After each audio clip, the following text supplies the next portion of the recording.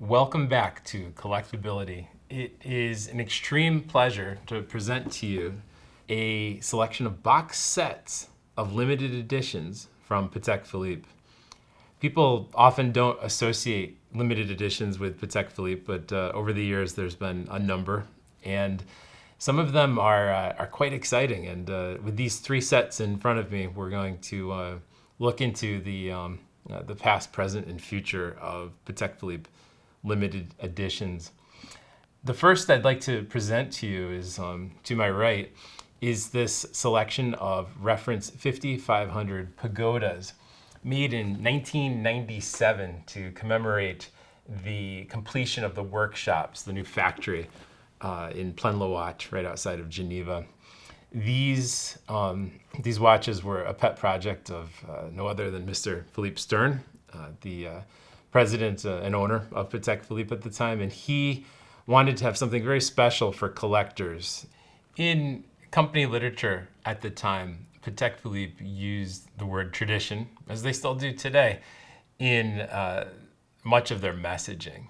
And the idea of creating this limited edition of pagodas was to allow collectors access to pieces they couldn't get, because at the time it would be close to impossible to buy an original Eiffel Tower from 1948, as it is today. You just rarely see them show up at auction. But this was a way for Patek Philippe to connect to their collecting base and allow collectors to start their own collections and to truly begin their own tradition. Patek Philippe looked to the past for this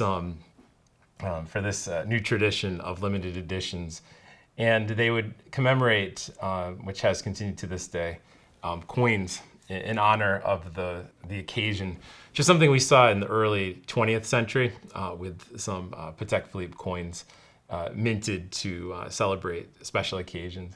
But here we have one of the silver coins that was accompanied the timepieces, and it's quite fun to see this tradition continue to this day. 1997 is the first time they brought this concept of a limited edition to the world of Patek Philippe to commemorate the building. These pagodas were made in extremely limited numbers. There were 1,000 made in yellow gold. There were 500 made in rose gold, 250 in white gold, and only 150 examples were made in platinum. There were also a small amount of box sets that were offered where people could own one of each, as I have here in front of me today. Now, it's no coincidence that the reference 5500 was designed and inspired by an earlier wristwatch. And in this case, it was inspired by the reference 2441 Eiffel Tower, which first came into the Patek Philippe line in 1948. The Eiffel Tower, as you can see, I'll take one of these out, is clearly the inspiration for this watch, because you see how it has the base of the Eiffel Tower with the 4 points is the overall design aesthetic, and it fits so beautifully on the wrist with the curved crystal. And that design aesthetic went straight from the late 1940s to 1997 with the design of each of these reference 5500s. After these watches were produced, it is said in Patek Philippe literature, the original dies for each of the cases was destroyed. So these will never be made again. So this is a time capsule from 1997. They're truly vintage watches now in their own right. And Collectability is very proud to present to you this set of 5500s. On the topic of pagodas, it's interesting they didn't rename the 5500s. They didn't recycle the name as the Eiffel Tower. They nicknamed it the Pagoda. And even the reverse of each of these watches, it says the word pagoda engraved on each timepiece. It says commemoration 1997 pagoda.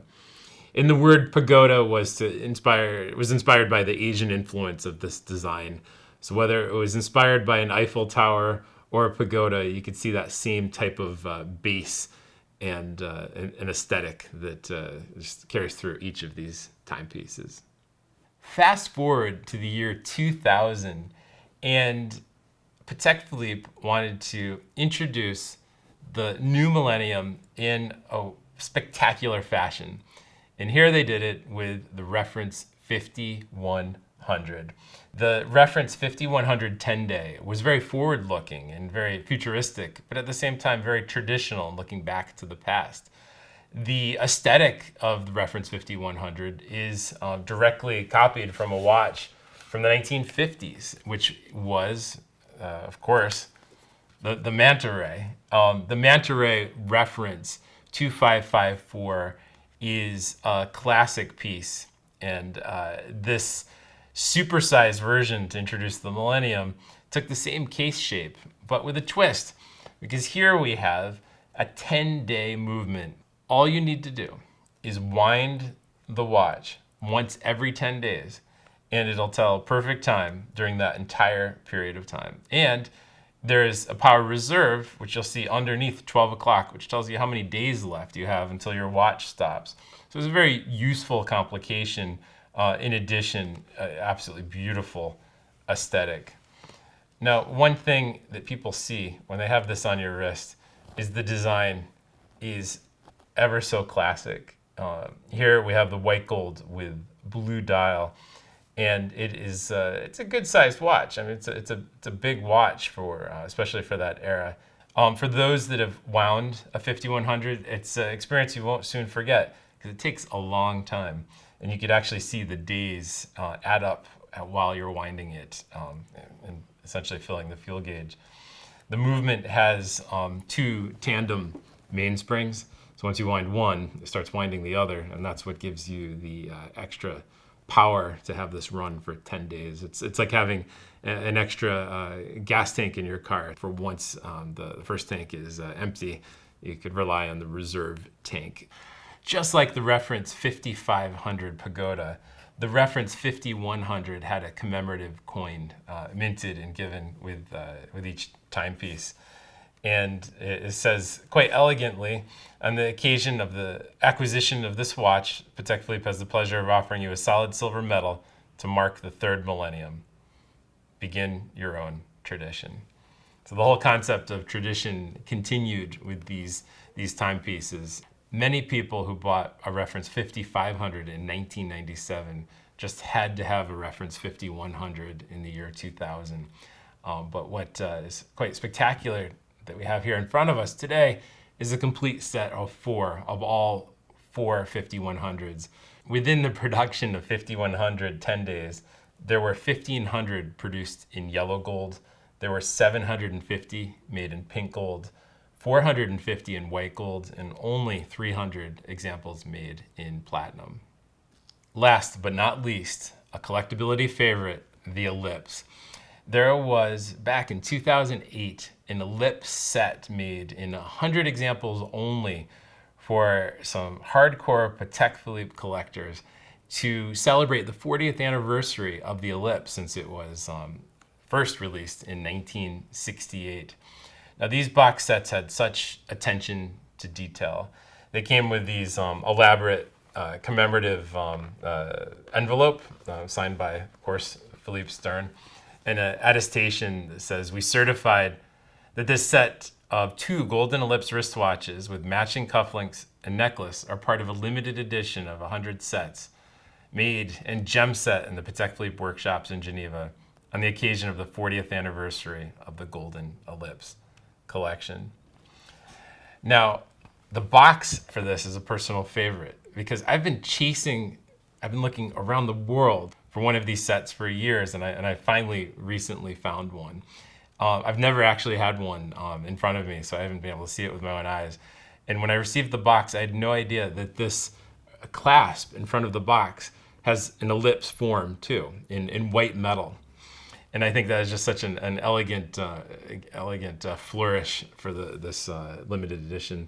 So you lift up the Ellipse, and the box opens, and you see revealed the 2 Ellipse watches. It's essentially a his and her set, We have a platinum jumbo, reference 5738 in platinum, but we also have a platinum reference 3738, which could easily be worn by a man or a woman.